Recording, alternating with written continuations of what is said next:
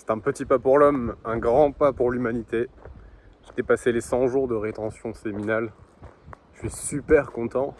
Même si ça se voit pas trop, non, si, en vrai, je suis très content. C'était l'objectif que je m'étais fixé il y a 3 mois ça. Je me suis dit, mec, sur cette streak, je sens que je vais réussir à faire ces 100 jours de rétention. Et au final, c'est devenu vrai. Il y a des gens qui m'ont dit que j'étais un peu arrogant. Au final, j'y suis quand même, donc c'est cool. Mais je vais te partager un peu un feeling et après je reviendrai sur tout ce qui s'est passé sur les 100 derniers jours en rétention qui était assez fou. Je commence un peu à me chier dessus, genre. Avoir peur, et je t'explique pourquoi. Parce que maintenant mon nouvel objectif, c'est pas juste de rester à 100 jours et de recommencer, ça sert à rien, tu vois. Mon objectif c'est d'aller chercher genre 200, 300 jours, 1 an de rétention, tu vois. Et en fait, quand je regarde 1 an de rétention, 365 jours, genre c'est énorme. Genre 1 an c'est solide, tu vois. Ça devient très très très très sérieux. Et je sais pertinemment, et c'est ça qui me fait peur en fait. Excuse-moi pour le vent. À chaque fois que je fais une vidéo que je sors ici, il commence à y avoir du vent, je sais pas pourquoi. Je sais pertinemment que la personne que je suis aujourd'hui, avec mes caractéristiques aujourd'hui, mon niveau de compétence, mon niveau de savoir, mon niveau d'implication, je sais que je vais probablement pas réussir à aller chercher les 1 an avec la personne que je suis aujourd'hui. Et c'est ça qui me fait peur en fait. C'est que je vais devoir devenir quelqu'un de complètement nouveau. Je vais devoir me réinventer encore une fois, je vais devoir progresser, je vais devoir devenir plus discipliné, être encore plus conscient de mes schémas, ne pas reproduire des erreurs, prendre des bonnes décisions dans ma vie. Et c'est là où est tout le challenge. Alors encore une fois, désolé pour le vent. À chaque fois que je fais une vidéo importante, il y a du vent et il y a du bruit.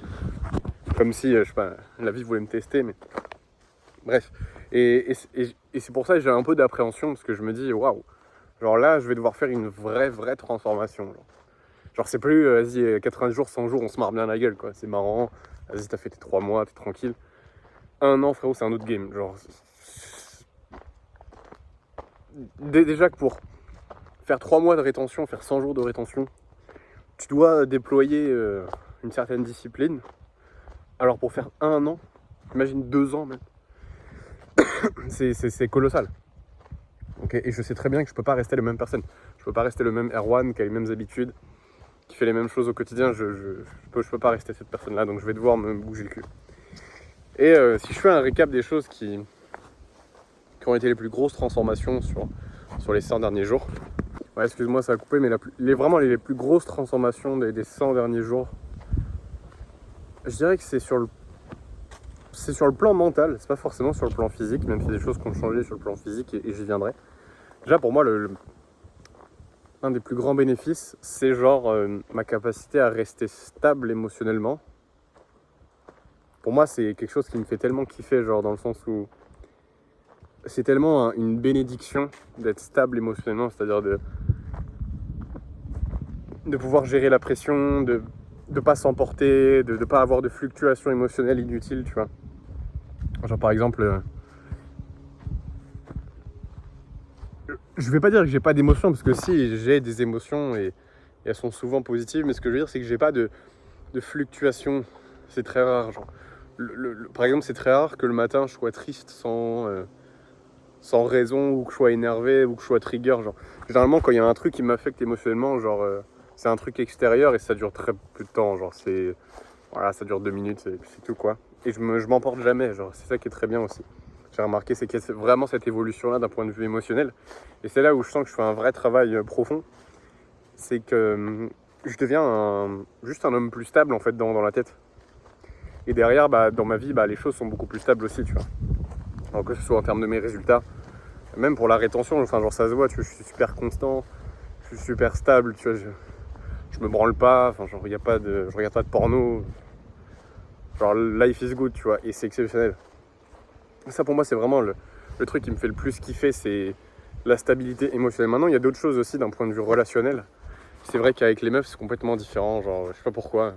Genre, j'ai l'impression, dès qu'il y a une meuf avec moi, ou que je passe un peu de temps avec une meuf, genre, il y a une connexion qui se passe, genre. Alors, peut-être pas toutes les meufs, je vais pas faire genre, je suis Brad Pitt, vas-y frérot, de toute façon, Je suis pas Brad Pitt, ça se voit. Mais ce que je veux dire par là, c'est que il y a comme quelque chose qui se passe avec les meufs, genre une vraie connexion, comme si j'arrivais à les voir pour ce qu'elles sont vraiment, et elles arrivent à voir que je les vois pour ce qu'elles sont vraiment. Ce qui fait qu'en fait, il y a un autre rapport de force qui se crée, il y a une autre relation qui se crée en fait. Et c'est complètement différent par rapport à avant. Je sens aussi beaucoup plus que les meufs, je sais pas, elles sont un peu intriguées, genre, quand je suis à côté d'elles. Comme si, genre, j'étais un peu un ovni, tu vois. C'est vraiment l'impression que ça me donne, genre, j'ai l'impression d'être un ovni, j'ai l'impression d'être l'attraction du siècle. Je te jure. Et certaines, genre, c'est trop bizarre parce que certaines meufs à qui j'ai parlé, c'est pas, elles sont devenues obsédées envers moi, c'est pas, parce que c'est pas vraiment le bon mot, mais je sais pas, genre, certaines, elles ont un peu une admiration, tu vois, pour ce que je pouvais faire, ou ce que je disais, ou la manière dont j'agissais. Alors, t'es libre de l'interprétation que tu veux avoir de ça. Moi, je sais que j'ai jamais vécu des choses comme ça quand j'étais pas en rétention, donc je vais attribuer ça à la rétention séminale. Et c'est parmi l'un des changements les plus satisfaisants. C'est vraiment le côté social. Le côté genre... Mais de toute façon, dès que j'en parle à un mec, genre, il n'y a que deux réactions possibles. Genre, par exemple, c'est vrai que je polarise beaucoup plus les gars autour de moi. C'est soit les mecs me détestent et ils sont un peu énervés, soit les mecs, ils me kiffent trop et ils me respectent à mort. Et il n'y a pas vraiment d'entre-deux, il y a de moins en moins d'entre-deux. Et pour moi, quand tu es en rétention, tu es beaucoup plus polarisant. Surtout après genre 50, 60, 90, 100 jours, tu vois. Tu étais hyper honnête avec toi-même, donc tu es honnête avec les gens. Et souvent, l'honnêteté, ça fait mal. Surtout pour les gens qui n'ont pas l'habitude qu'on leur dise la vérité. Et le truc, c'est que je calcule même pas, je fais même pas exprès. Et du coup, les gens, tu sais, surtout les gars, ils ont du mal avec ça. Et les meufs, par contre, ça les rend plus attirés par toi. Alors pas toutes, hein, je vais pas faire genre, mais une bonne partie, quoi. Et ça aussi, ça c'est un des trucs qui me fait le plus kiffer, c'est genre les relations de manière générale, elles sont beaucoup plus saines en fait. Genre j'ai beaucoup moins de mal à dire la vérité, je réfléchis pas trop, genre tu vois, je me prends pas trop la tête et au final ça marche bien mieux, tu vois. Et je dis pas que faut s'en battre les couilles des relations et tout marchera, parce que c'est pas vrai, genre c'est pas juste tu lèves le pied et ça fonctionne. Non, c'est jamais comme ça, faut que tu comprennes comment fonctionnent les relations à la base, tu vois. Faut que tu te renseignes, faut que tu deviennes compétent dans ça. Et une fois que tu fais ça, bah, quand tu es en rétention, bah, en fait, tu as un peu une genre de compétence inconsciente. Et tu es juste beaucoup plus... Tu es juste naturellement plus capable socialement. Ça, pour moi, c'est vraiment les trucs qui me font le plus kiffer. Maintenant, il y a forcément d'autres bénéfices. Pour moi, le bénéfice physique, il faut vraiment en parler. Dans le sens où... Bah, je récupère beaucoup mieux après le sport. Genre. Pour ceux qui regardent mes vidéos depuis un moment, vous savez que je suis un peu blessé à mon bras là. J'ai une tendinite que je me traîne depuis 2 ans et demi, ce qui fait que je peux pas vraiment m'entraîner à la salle, je peux pas faire des sports de combat et ça me frustre à mort. Mais depuis que je suis en rétention, genre la guérison se passe très bien, genre, et vraiment ça guérit, alors que avant que je fasse de la rétention, ça s'empirait de mois en mois, d'année en année. Et du coup, depuis que je suis en rétention, bah, c'est le processus inverse qui se passe. Je commence à guérir et du coup, je peux me réentraîner un peu. Et pour ceux qui regardent mes vidéos souvent, je pense que vous avez commencé à le voir. Bon là, ça se voit pas parce que je suis en t-shirt, mais vous pouvez le voir, genre, à travers le t-shirt, que je suis un peu plus stock qu'avant. Mais juste parce que j'ai recommencé à m'entraîner un peu. Genre, dites-vous, je m'entraîne un peu. Je m'entraîne à 10% de ce que je pouvais faire avant, donc c'est vraiment que dalle. Et je sens que je récupère super bien, que je prends grave du muscle, que je sèche plus facilement aussi, je bronze plus facilement. Genre, c'est tout con, mais j'ai l'impression que mon corps il est sous stéroïdes. J'ai vraiment l'impression d'avoir une capacité de récupération qui est 1000 fois meilleure qu'avant. C'est vraiment la sensation que j'en ai. Et je ne m'en plains absolument pas. Je ne m'en plains absolument pas. Autre truc sur le côté physique, genre vraiment après 100 jours, qui m'a marqué, enfin pas forcément après 100 jours, mais ça arrive, ça commence au jour 15-20, c'est vraiment frérot, tu commences à devenir une pile électrique. Genre, t'as toujours de l'énergie pour faire des choses. Et même après 100 jours, on pourrait se dire, ouais ça redescend, frérot, ça redescend pas du tout. C'est juste que tu t'y habitues un peu. Mais quand je visualise exactement comment je me sentais avant, tu vois, avant que je sois en rétention, et quand je fais par rapport à aujourd'hui, je réalise que non, en fait, les bénéfices sont pas partis. C'est juste que je m'y habitue un peu. Mais je le sens toujours. J'ai toujours cette énergie. Par contre, ça, il y a un truc qui a disparu, mais je pense que c'est plus dû à mon rythme de sommeil qu'autre chose. C'est vrai que je fais moins de rêves qu'au début de ma rétention. Genre. Quand j'ai commencé la rétention séminale, enfin quand j'ai repris sur cette streak, sur mes 30 à 50 premiers jours, frérot, je faisais des rêves de malades mentaux. Genre, j'avais l'impression d'être sous psychédélique. Enfin, je sais pas ce que ça fait d'être sous psychédélique, j'en sais rien. Mais mec, j'avais l'impression de faire pas des rêves lucides parce que j'étais pas conscient que j'étais dans des rêves. Mais mec, les rêves, ils étaient hyper vifs de couleurs, hyper vifs de sensations et d'émotions. Et ça, c'est un des trucs, je sais pas à quoi ça sert. Honnêtement, en soi, les rêves, ils ont forcément leur utilité, tu vois. Si c'est là, c'est que ça sert à quelque chose. Mais je vois pas exactement le bénéfice, mais je me doute que ça sert à quelque chose.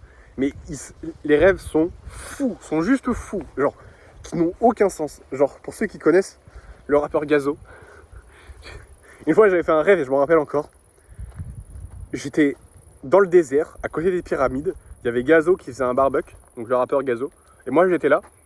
Et dans mon rêve, j'avais un peu fait une connerie et je devais genre m'échapper. Et Gazo, il me regardait avec son regard en mode où est-ce que tu vas genre, c'est juste fou. Et des fois, je fais des rêves qui n'ont aucun sens.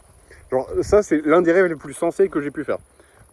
Et pourtant, ça n'a pas beaucoup de sens. Mais bon, bref, pour ceux qui connaissent pas le rappeur, c'est pas grave, mais pour ceux qui connaissent, vous verrez, c'est super drôle. Et donc, oui, tu fais des rêves de fou.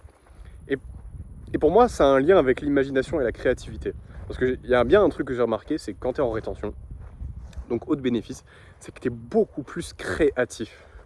Tu crées beaucoup plus de choses, tu as beaucoup plus d'imagination, tu es capable de visualiser bien mieux les choses. Et pour moi, du coup, c'est ça. Ça vient de là, le fait que tu fais des rêves de fou, en fait. C'est juste que ta capacité d'imagination, de visualisation est décuplée. Je sais pas exactement pourquoi. Là, j'ai pas d'explication exacte. Il y a peut-être un truc avec la glande pinéale, ou il y a peut-être un truc avec une certaine partie de ton cerveau, j'en ai aucune idée, qui fait que tu visualises mieux les choses, t'imagines mieux les choses. Et ouais, c'est ça, mais je remarque que quand je visualise des choses, c'est beaucoup plus vif.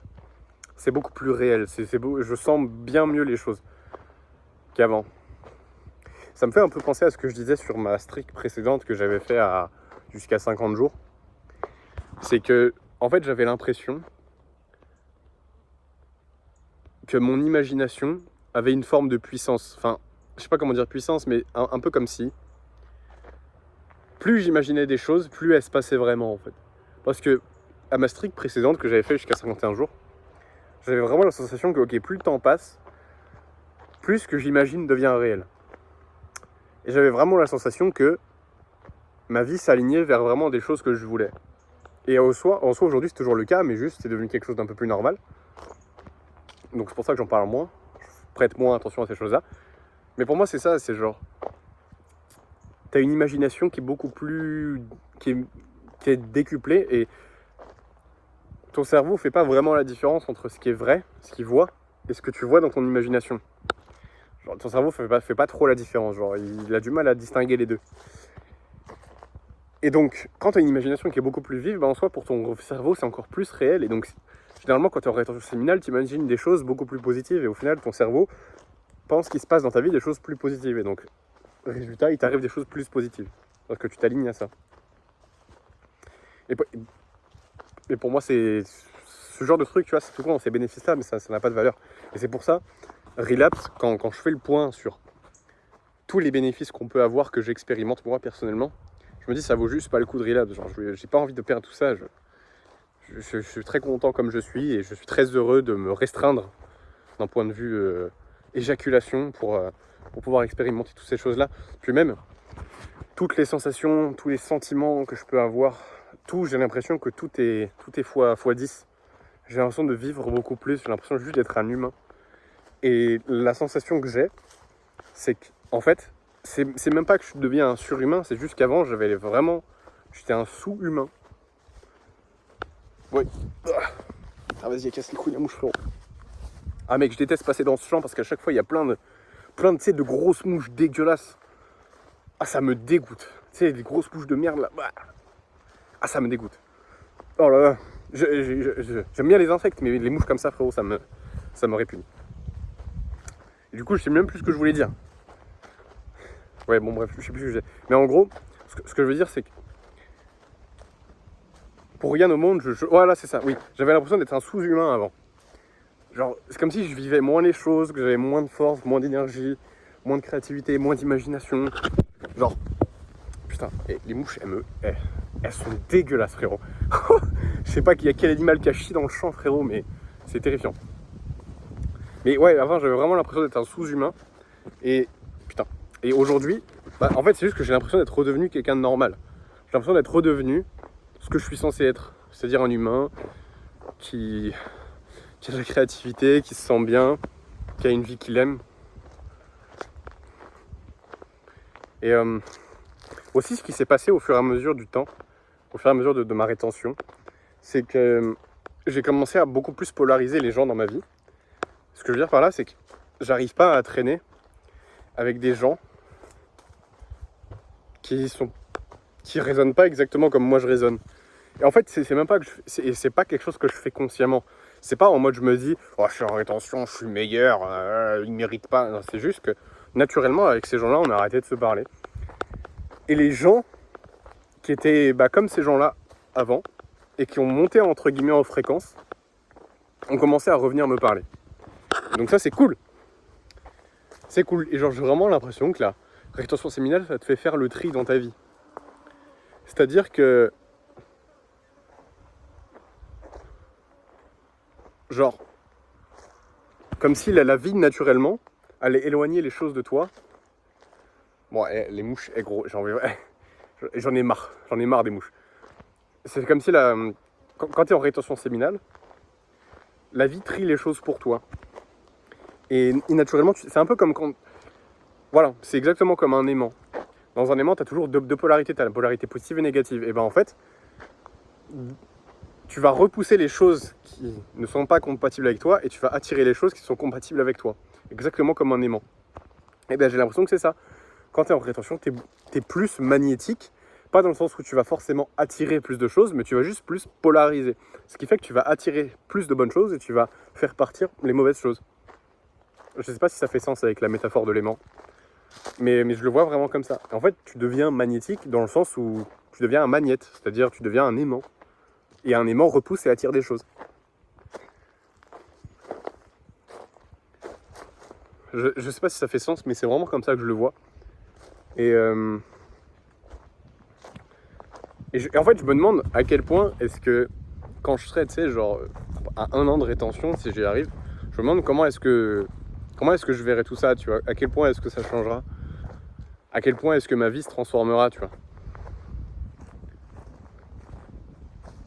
Parce que moi, franchement, ce qui me fait le plus kiffer, ouais, les bénéfices, c'est cool, mais en fait, ce qui me fait le plus kiffer, c'est surtout la personne que tu deviens.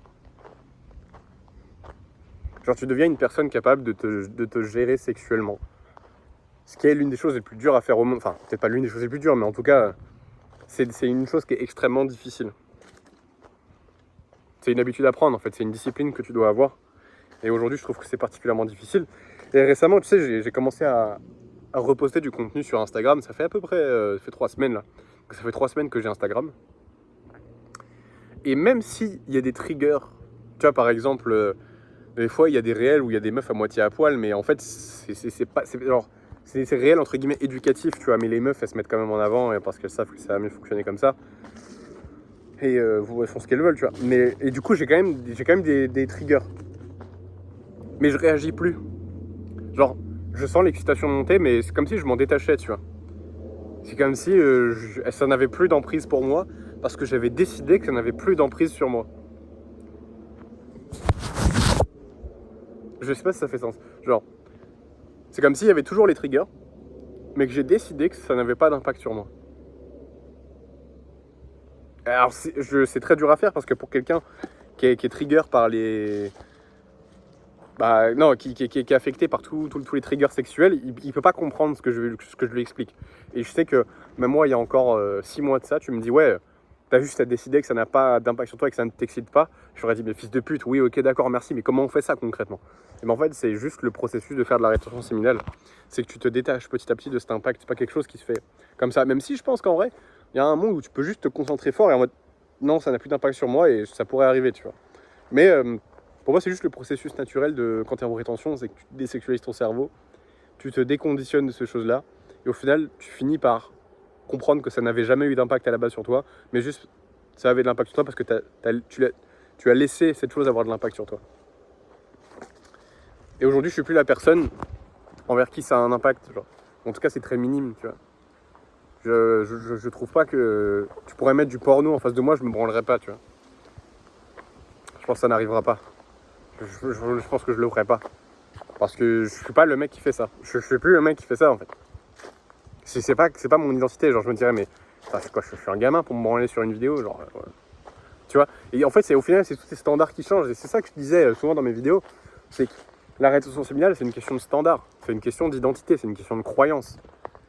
Genre, c'est dur à avaler, mais c'est la réalité. Genre, il y a très peu de choses pratiques en vrai que tu as à mettre en place. Genre, les choses pratiques que tu mets en place, les conseils que je te donne de méditation, faire du sport, créer des choses, ça va t'aider pour la rétention, mais c'est plus un rituel de changement d'identité. Les actions, c'est une masterclass ce que je dis. Hein. Les actions, c'est un rituel de changement d'identité.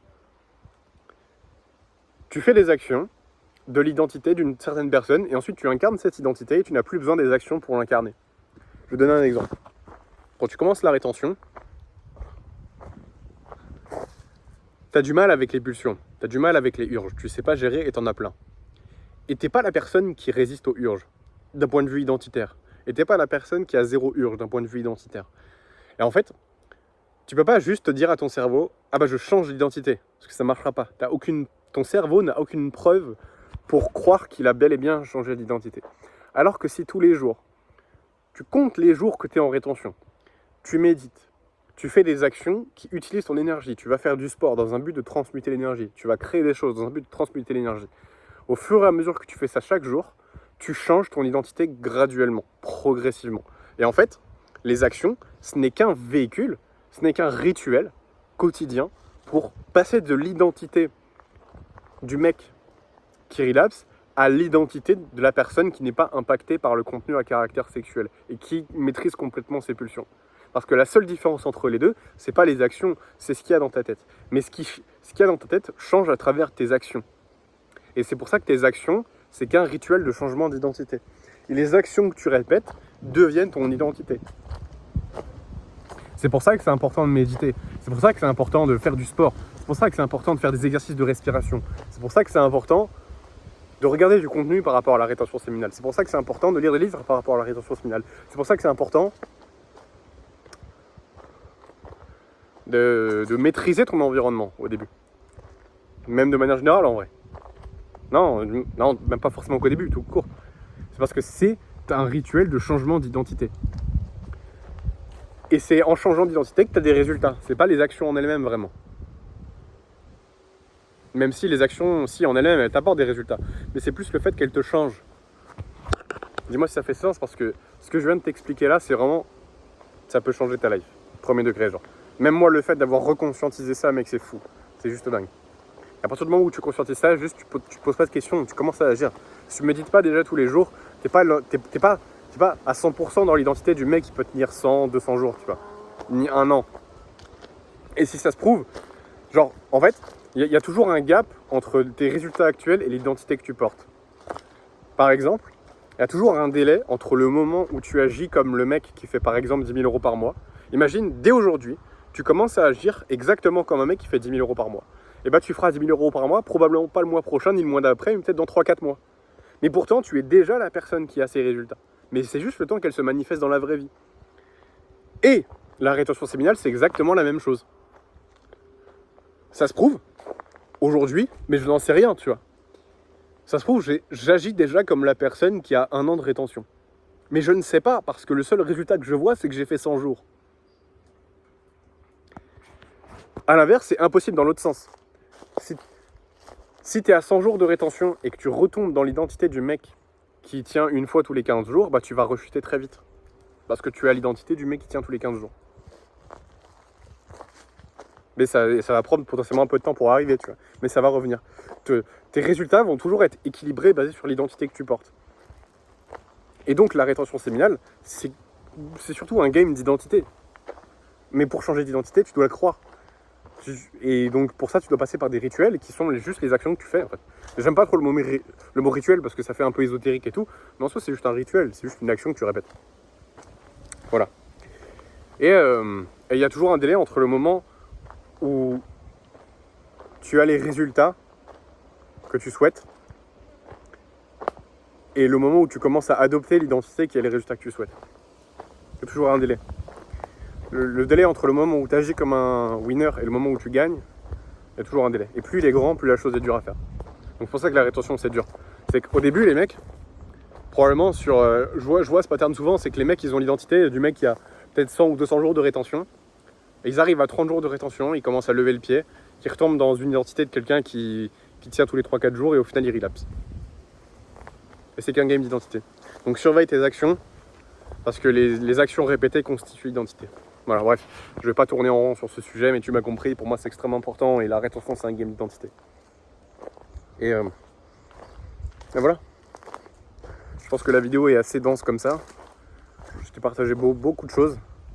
Comme tu sais, récemment j'ai commencé à accompagner des personnes par rapport à la rétention et juste voir qu'ils ont des résultats, c'est un des trucs les plus satisfaisants. Et si jamais c'est quelque chose qui t'intéresse, genre que je t'accompagne par rapport à la rétention pour que tu puisses passer les 100 jours, envoie-moi un message sur Insta, on peut déjà en parler. Ou si tu veux juste être entouré de personnes qui font de la rétention exactement comme toi et moi, tu peux rejoindre la communauté, premier lien en description. J'ai mis des guides complets sur gérer ses pulsions, sur comment passer de 0 à 90 jours, les différentes phases par lesquelles tu vas passer, j'ai détaillé dans les vidéos. Genre. Si quelque chose qui t'intéresse, premier lien en description. On se dit à la prochaine.